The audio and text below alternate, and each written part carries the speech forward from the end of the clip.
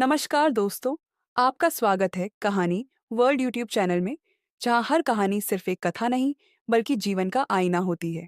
दोस्तों, कभी कभी पाप चुपचाप आता है, प्रेम की परछाई बनकर। कभी विश्वास ही सबसे बड़ा धोखा बन जाता है, और तब सवाल उठता है, दोषी कौन? वो जिसने छल किया या वो जिसने आंखें मूंद ली? कई बार जवाब सीधा नहीं होता, उसे जीना पड़ता है, जैसे किसी दर्द को जीते हैं बिन चीखे। आज की कहानी एक आत्मा की यात्रा है, पवित्रता से पतन तक, और फिर उस राह की तलाश जो आत्मा को खुद से जोड़ सके। चलिए आरंभ करते हैं। स्थान: नवग्राम वन के बीच एक विशाल सदियों पुराना पीपल का पेड़। हरे भरे पत्तों के बीच सुनहरी धूप की किरणें फूट रही हैं। हवा में पक्षियों की चहचहाहट और दूर कहीं जंगली नदियों का बहाव। हरिलाल तोता और मालिनी मैना दोनों वर्षों से इस पेड़ की शाखाओं पर बसे हुए थे। आज उनकी आवाज में कुछ बेचैनी थी, एक अनसुलझा सवाल जो उनके मन को घेर चुका था। हरिलाल ने गहरी सांस ली और बोला, मालिनी, मैं जानता हूँ कि पुरुषों को अक्सर दोषी ठहराया जाता है, पर क्या सच में वह सबसे बड़ा पापी है? देखो, वे सत्ता में रहते हैं, फैसले लेते हैं, फिर भी समाज उन्हें ही कसता है।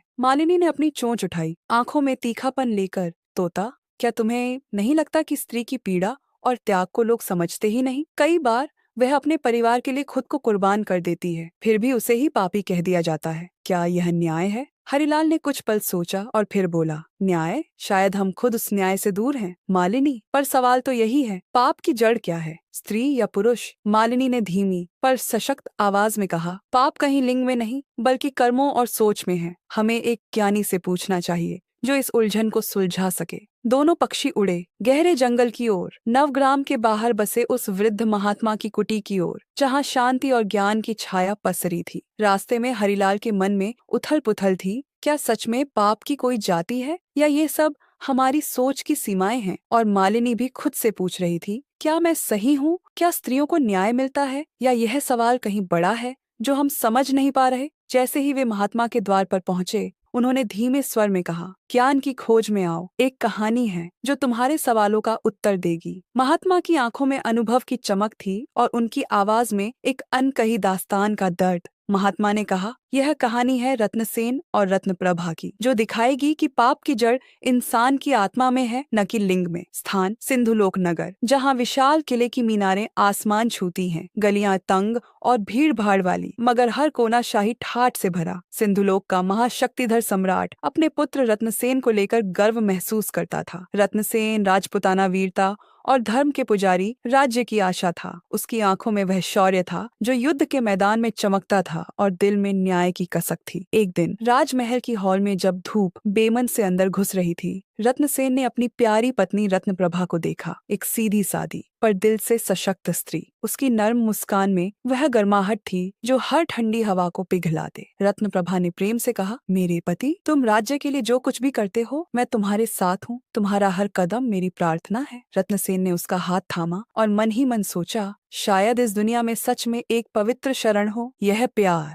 दिन बीते, पर इस सुंदर गठजोड़ के पीछे छिपा था एक अनजाना सच। रातें जब अंधेरे की चादर फैली, तो रत्नप्रभा के चेहरे पर कभी कभी एक सन्नाटा सा छा जाता। एक शाम राजदरबार के बाहर रत्नसेन अपने विश्वास पात्रों से बात कर रहा था। उसकी आवाज में चिंता झलक रही थी। राज्य की सेवा बड़ी जिम्मेदारी है, पर क्या मैं अपने घर की शांति बचा पाऊंगा? साथ ही उसके दोस्त ने हंसते हुए कहा, रत्नसेन, राज्य की लड़ाई में सच्चाई की तलवार ही सबसे बड़ी हथियार होती है। रत्नसेन ने मुस्कुराते हुए कहा, और घर की लड़ाई? वह तो दिल के सबसे करीब होती है। मगर नियति ने इस प्रेम कहानी को कुछ और ही रास्ता दिखाया था। रत्नप्रभा के भीतर कहीं एक अंधेरा पल रहा था जिसे रत्नसेन समझ नहीं पा रहा था, और वह अंधेरा जल्द ही उनके जीवन में तूफान बनकर आ गया। सिंधुलोक की सीमाओं के बाहर घने और रहस्यमय जंगल का अंधेरा, हवा में ठंडक और अनजानी खौफ छाया हुआ। रत्नसेन उस दिन राज्य के महत्वपूर्ण कार्यों से थका हुआ था। उसने सोचा, जंगल की ठंडी हवा और पेड़ों की सरसराहट शायद उसे मन की बेचैनी से कुछ राहत दे सके। पर वह अनजाने में एक ऐसे रास्ते पर चल पड़ा जहाँ से वापसी आसान नहीं थी। रात गहरा रही थी और घने पेड़ों के बीच एकाएक उसे राह भटक जाने का एहसास हुआ। उसका दिल तेज धड़कने लगा और हर कदम पर उसके सामने अंधकार के साए घने होते जा रहे थे। रत्नसेन ने खुद से कहा, मैं राजा का पुत्र हूँ, यह जंगल मुझे क्यों डराएगा? लेकिन जंगल की आवाजें, उन फुसफुसाते पत्तों की सरसराहट में कुछ और ही संकेत छिपे थे। उसी जंगल में उसकी पत्नी रत्नप्रभा भी उसका इंतजार कर रही थी, पर वह न जानती थी कि रत्नसेन कहाँ फंसा है। कतरा कतरा घबराहट उसके मन में बढ़ रही थी। वह बार बार अपने कानों से जंगल की आवाजें सुनती, मानो कोई पुकार उसे बुला रहा हो। रत्नसेन, रत्नसेन! उसकी आवाज झीनी और कांपती हुई। रात के सन्नाटे में उसकी आवाज खो गई, पर उसका दिल टूट रहा था। तभी अचानक एक भयानक घटना हुई। एक जहरीले नाग ने रत्नप्रभा को डंस लिया। उसके चेहरे पर दर्द की लकीरें उभर आईं, पर उसने हिम्मत नहीं हारी। रत्नसेन लौट आया। उसे इस हालत में देखकर उसका दिल टूट गया। उसने उसे अपनी बाहों में लिया, आंखों से आंसू बहाए और आकाश की ओर देखकर पुकारा, भगवान, मेरी जान के बदले भी मुझे उसे बचाना है। अचानक आसमान से एक दिव्य प्रकाश फूटा और एक पार्थदूत प्रकट हुआ। उसने कहा, राजकुमार, तुम्हें एक विकल्प दिया जाता है। अपना आधा जीवन देकर अपनी पत्नी को पुनः जीवित कर सकते हो। रत्नसेन बिना किसी संदेह के बोला, मैं देने को तैयार हूँ। उसे खोने से बेहतर है अपनी जिंदगी का अर्ध हिस्सा देना। रत्नसेन का चेहरा धूप की तरह तप रहा था। आंखों में पवित्र बलिदान की चमक थी। रत्नप्रभा की सांसें धीमी धीमी हो रही थीं, पर रत्नसेन के दिल में उम्मीद की किरण जल रही थी। यह वह पल था जब समय भी थम गया और एक नया अध्याय शुरू हुआ। सिंधुलोक का भव्य महल, लेकिन भीतर कहीं एक अजीब सी सन्नाटा और भारीपन छाया हुआ है। रत्नप्रभा का पुनर्जीवन हुआ, पर वह पहले जैसी नहीं थी। उसके चेहरे पर एक अनजानी परछाई थी, मानो उसकी आत्मा के किसी हिस्से को वह छोड़ आई हो। जब वह महल के हॉल में आई तो सभी ने राहत की सांस ली, लेकिन रत्नसेन के दिल में अनजाना डर जाग उठा। उसने धीरे से पूछा, रत्नप्रभा, तुम ठीक हो? रत्नप्रभा ने मुस्कुराते हुए उत्तर दिया, हाँ, सब कुछ ठीक है, बस कुछ बातें मेरी समझ से बाहर हैं। पर रात के अंधेरे में रत्नसेन ने देखा कि रत्नप्रभा बार बार देर तक जगती रहती, कभी कभी किसी से बातें करती। एक दिन उसने जासूसी करने की ठानी। उसने चुपके से महल के पीछे एक पुराने चित्रकार शिवलोहित के घर का रास्ता पकड़ लिया। शिवलोहित, एक सन्नाटा भरे आदमी, अपने चित्रों में गहरे दुख को समेटे रहता था। रत्नप्रभा और शिवलोहित के बीच धीमी धीमी बढ़ती हुई निकटता ने रत्नसेन के मन में एक कटु सच उगला दिया। रत्नसेन कड़वाहट के साथ बोला, रत्नप्रभा, तुम मुझसे क्या छुपा रही हो? क्या तुम्हारा दिल अब मेरे साथ नहीं है? रत्नप्रभा धीरे से बोला, रत्नसेन, जीवन और मृत्यु के इस पार हर रिश्ता वही नहीं होता जो दिखता है। शिवलोहित मौन से, हर चित्र में दो पहलू होते हैं राजकुमार, तुम्हें वह देखने की हिम्मत करनी होगी। रत्नसेन का मन टूट रहा था, पर वह ठाना कि वह सच्चाई को खोजेगा, चाहे वह कितनी भी कड़वी क्यों न हो। रत्नप्रभा की आंखों में छुपा रहस्य उसके भीतर एक आग सी भड़कने लगा। यह वह समय था जब सब कुछ उलझ गया था, प्रेम, विश्वास और धोखे के बीच। सिंधुलोक नगर का पुराना मंदिर, जिसके पीछे एक गहरा ठंडा कुआं छुपा है। रात के सन्नाटे में हवा धीमे से सरसराती है। रत्नसेन की जिंदगी में एक अंधेरा बढ़ता गया जब रत्नप्रभा ने एक रात उसे मंदिर के पास कुएं तक बुलाया। उसका चेहरा शांत था, लेकिन उसकी आंखों में कुछ अधूरा, कुछ कड़वा छुपा था। मुझे तुम्हें कुछ दिखाना है, उसने फुसफुसाया। रत्नसेन ने संदेह भरी नजरों से पूछा, क्या सचमुच तुम वही हो जो मैं जानता था? रत्नप्रभा ने बस कहा, आओ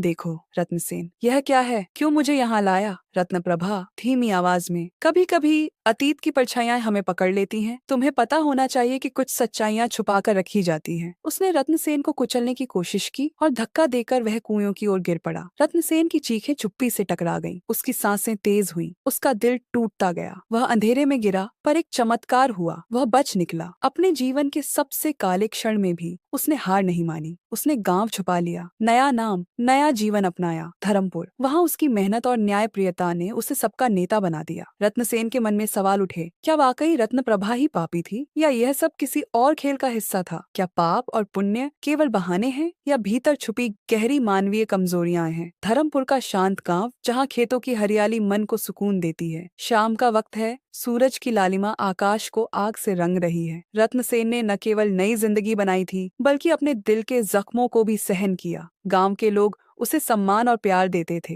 पर एक दिन गांव में एक अपरिचित व्यक्ति आया। वह था शिवलोहित, चित्रकार। शिवलोहित धीमी आवाज में, मैंने वह सब देखा जो सिंधुलोक में छुपा था, रत्नप्रभा की सच्चाई। मुझे अब ये राज छुपाना नहीं। रत्नसेन कठिनाई से, क्यों? तुम किस हक से इस बात को सामने लाते हो? शिवलोहित, क्योंकि सत्य को छुपाना पाप है, और यह पाप किसी एक का नहीं, हम सबका है। शिवलोहित ने गांव वालों के सामने रत्नप्रभा और उसकी चालाकियों की कहानी बताई। सबके चेहरे पर अविश्वास और दर्द था। रत्नसेन की आंखों में चोट लगती रही, लेकिन उसने किसी को गुस्सा नहीं दिखाया। उसने कहा, पापी वही है जो अपने स्वार्थ के लिए सच को दबा देता है। मैं बदला नहीं लूंगा, मैं न्याय की राह चुनता हूँ। रत्नसेन के शब्दों में गहराई थी। वह खुद को माफ कर चुका था, पर उसने दूसरों को भी समझाया कि सबसे बड़ा पाप स्वार्थ और छल है। गाँव के लोग अब नए तरीके से सोचने लगे, न्याय और माफी की महत्ता समझी। क्या सच में किसी को पूरी तरह दोषी ठहराया जा सकता है? क्या पाप और पुण्य की परिभाषा इतनी सरल होती है? नवग्राम के बाहरी जंगल में गुरु आत्म ध्यान की कुटी, जहाँ पतझड़ की ठंडी हवाएं पेड़ों की पत्तियां हिला रही हैं। शाम का शांत माहौल, हवा में सूखे पत्तों की सरसराहट और दूर कहीं पक्षियों की आखिरी कूक। हरिलाल और मालिनी फिर से गुरु आत्म ध्यान के सामने खड़े थे। उनकी आंखों में जिज्ञासा थी, लेकिन इस बार उनके मन में एक अनसुलझा सवाल भी था। क्या पाप सचमुच